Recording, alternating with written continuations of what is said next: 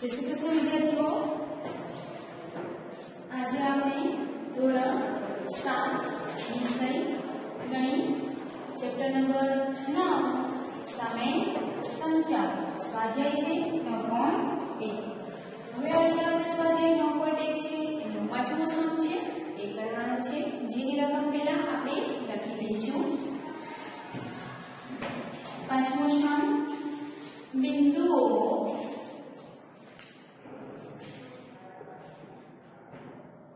P, Q, R, S, T, U, A અને B સંખ્યા રેખા પર એવી રીતે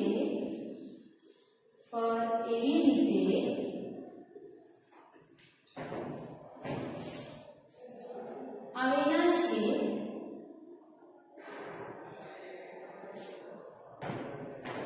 કે જ્યાં TR બરાબર RS બરાબર SU અને AP બરાબર PQ બરાબર QB થાય. એના પછી PQR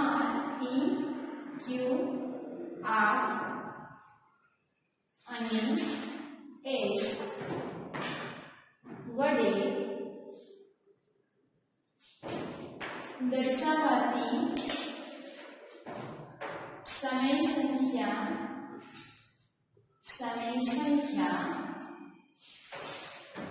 લખો.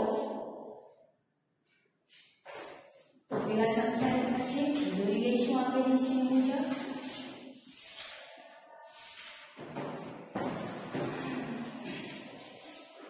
-4, -3, -2 U બિંદુ છે, પછી S બિંદુ છે, R બિંદુ છે અને માઈનસ એટલે P બિંદુ છે. પછી 0 છે, 1 છે, 2 એ બિંદુ A છે, એની બાજુમાં P, એની બાજુમાં Q, એની બાજુમાં B છે, ત્યાં 3 છે અને પછી આપેલું છે તો તે છેલ્લે 4. તો તમે અહીંયા જો કે AP, PQ અને QB એના કેટલા સરખા ભાગ થશે તો કે 3. 1, 2 અને 3 સરખા ભાગ થાય. બરાબર. તો એના પછી આપણે છે બીજું આપેલું છે કે અહીંયા TR આટલો પાર્ટ, RS આટલો પાર્ટ અને SU તો એના પણ 3 સરખા ભાગ થાય. -2, -1, -2 ની વચ્ચે અને અહીંયા 2 અને 3 ની વચ્ચે છે. હવે આપણે પ્રશ્ન કીધેલા છે એટલે બિંદુ શોધવાના છે P, Q, R, S, T અને P, Q, R, S આ 4 બિંદુ આપણે શોધવાના કીધેલા છે. તો આપણે એની શરૂઆત કરશું.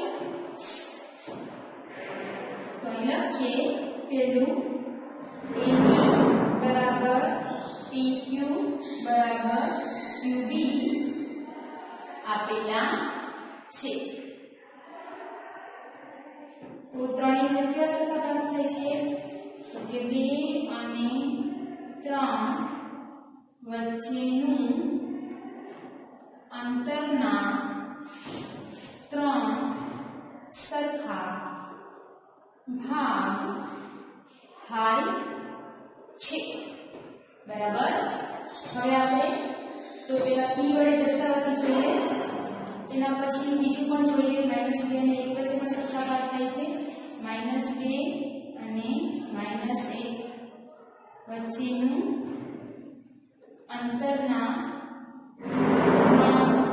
સરખા ભાગ થાય છે. હવે આપણે શું કરશું તો કે p વડે દર્શાવવાની સમય સંખ્યા લખશું. તેથી p વડે દર્શાવતી સમય સંખ્યા p છે એ કેના વડે દર્શાવાશે તો એ જોઈએ. તો સૌથી પહેલા p બિંદુ ક્યાં આવેલું છે તો કે 2 અને 3 ની વચ્ચે.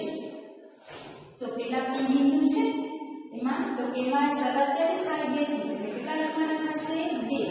પછી એના ટોટલ કેટલા છે અહીંયા તો કે અહીંયાથી અહીંયા કેટલા થશે ભાગ 1 એટલે +1 ના છેદમાં 3. અને હવે શું કરશું આપણે તો કે ચોથી ગુણાકાર. કઈ રીતે છેદમાં કઈ ન હોય તો 1 3 2 6 અને 1 1 1 એના છેદમાં 3 3 તો 7 ના છેદમાં 3 આપણે p બિંદુ છે ક્યાં દર્શાવાશે 7 ના છેદમાં 3. એના પછી આપણે બિંદુ લઈ લઈશું q. તો લખીએ q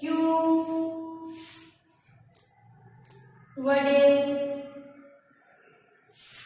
દર્શાવતી સમય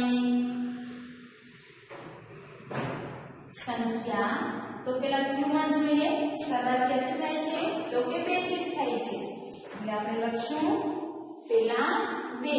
હવે એમાં આપણે કેટલા ભાગ પ્લસ કરશું તો કે a થી p એટલે 1 p થી q એટલે 2 તો ટોટલ કેટલા છે 3. તો શું આવશે q લગી જવું હોય તો 2 ના છેદમાં 3 પ્લસ કરશું 2 ના છેદમાં 3 તો કઈ ન હોય તો 1 3 2 6 2 2 એના છેદમાં 3 3 તો શું આવશે 8 ના છેદમાં 3. તો q વડે દર્શાવતી કઈ સમય સંખ્યા હશે 8 ના છેદમાં 3.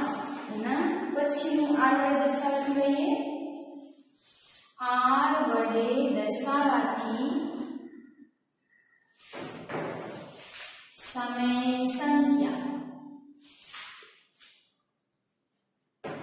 તો એમાં આપણે જોઈએ તો આ કઈ સાઈડ છે માઈનસ બાજુથી એટલે -1 આવશે પેલા.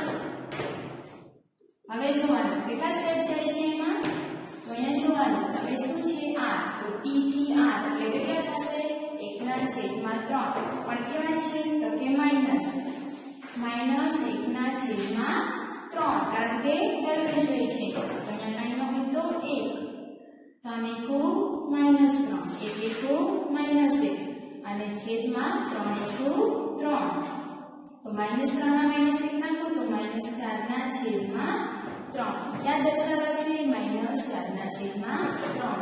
એના પછી જોઈએ s વડે દર્શાવતી સમય સંખ્યા. તો એ કઈ રીતે થશે શરૂઆત ક્યાંથી થાય છે તો એ ખબર છે 1 થી થાય છે પણ તમારે ત્યાં સુધી જવું જ પડે 2 સ્ટેપ. તો t થી r એટલે 1 r થી s એટલે 2 બરાબર.